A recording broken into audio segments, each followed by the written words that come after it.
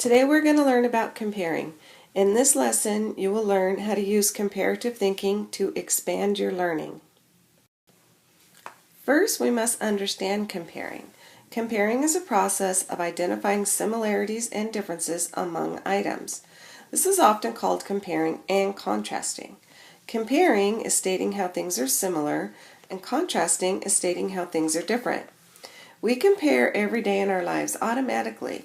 In the classroom, we can and will compare methodically.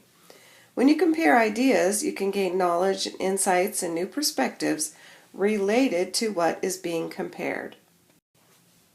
Comparing is a useful and necessary skill. It's useful to show how things are similar and are different. It's useful to focus on identifying how similar things are different and how different things are similar. It is also helpful to describe how comparing things affects one's knowledge or opinions related to those things being compared. When you're comparing and contrasting, there are some guidelines that you should follow. First, you need to select the items you want to compare and a method of organizing your ideas. For example, a Venn diagram, a matrix, or a bubble graphic. Then you identify the characteristics on which you want to base your comparison of the items you have chosen. Then gather and record relevant information for each characteristic for each of the items. Then identify how the items are similar and different with respect to each specific characteristics that you have chosen.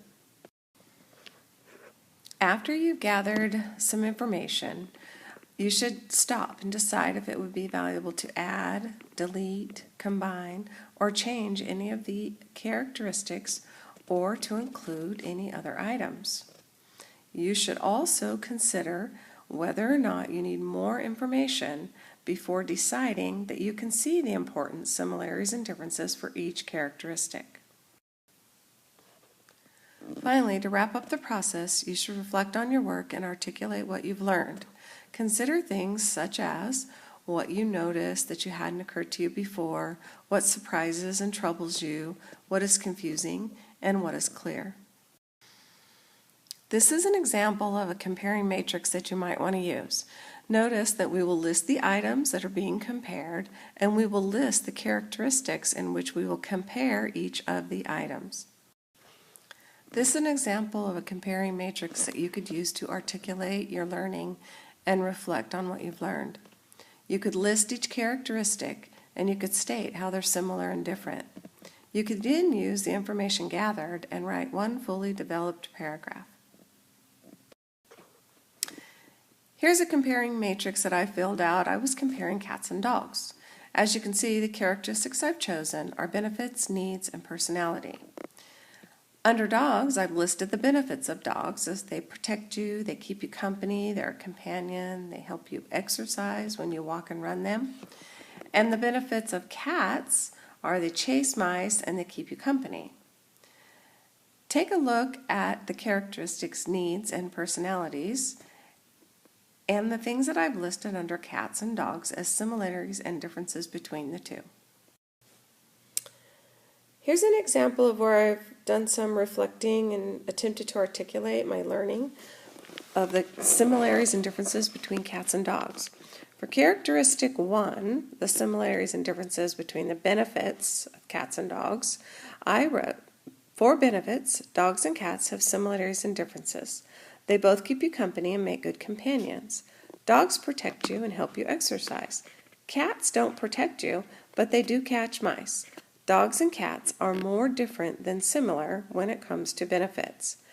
For characteristic 2, the similarities and differences between the needs of cat and dogs, I've started the sentence, but I'd like you to refer to the comparison matrix on the previous slide and see if you can complete this on your own. For needs, dogs and cats have similarities and differences. They both. Now you complete that statement. For characteristic 3, the similarities and differences between the personality of a cat and a dog, I'd like you to write a complete statement referring to the comparison matrix on the previous chart. After you've used a matrix to reflect and articulate your learning, you can sum it all up in one fully developed paragraph. Here's an example of what one might sound like. Cats and dogs. There are many similarities between cats and dogs. They have similarities in their benefits, needs, and personalities. They both have the benefit of keeping you company, and both make good companions. Dogs have the benefit of protection, and they help you stay fit because you can walk them. Cats have the benefit of catching mice. Both dogs and cats need to be fed. Dogs require baths and need to be trained to potty outside. Cats usually keep themselves clean and can be litter box trained. Dogs and cats' personalities are similar. You can find both calm and active cats and dogs. Dogs and cats are both similar and different. In this lesson, you learn how to use comparative thinking to expand your learning. For comparing and contrasting, first you select the items that you want to compare. Then you select a method that you're going to use to compare the items.